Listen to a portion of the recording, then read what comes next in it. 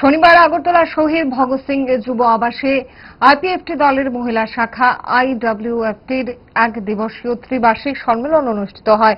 এই সম্মেলনে পরবর্তী 3 বছরের জন্য একটি নতুন কমিটিও গঠন করা হয়েছে। আইপিএফটির বিধায়ক তথা মন্ত্রী শুক্লাচরণ ওয়াদিয়া সাংবাদিকদের জানান, মহিলা সংগঠন আইডব্লিউএফটি দলের যেটা অত্যন্ত গুরুত্বপূর্ণ। 2009 সালের 12ই ডিসেম্বর এই দলের প্রতিষ্ঠার দিন থেকে মহিলাদের ভূমিকা ছিল অত্যন্ত সদর্থক। দলকে শক্তিশালী করার ক্ষেত্রে মহিলাদের ভূমিকা অপরিহার্য যে কোনো দলের জন্যই।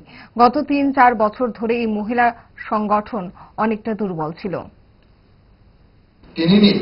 এবং তাদেরকে সারা রাজ্যের ক্ষেত্রে আজকে আবার আমরা আমাদের এই দল শক্তিশালী হবার পক্ষে আমাদের মহিলা সংগঠন এগিয়ে এসেছে এবং বিগত আমাদের প্রায় 3-4 বছর ধরে মহিলার সংগঠন খুব দুর্বল ছিল।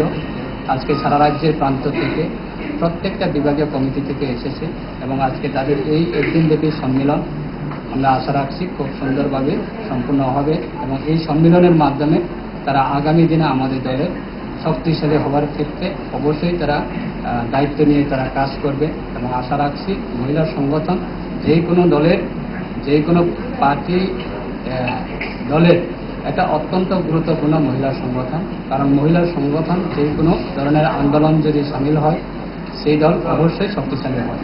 তার ক্ষেত্রে আমাদের দল অবশ্যই আগামী দিনে আরো শক্তি বাড়বে। দোষ আপনার ফুড হ্যাবিটে নয়, ভেজালে। সেই মায়ের আমল থেকেই তারা 5 দশক ধরে গ্যাস, অম্বল ও পেটের সমস্যার একমাত্র সমাধান গ্যাস নল।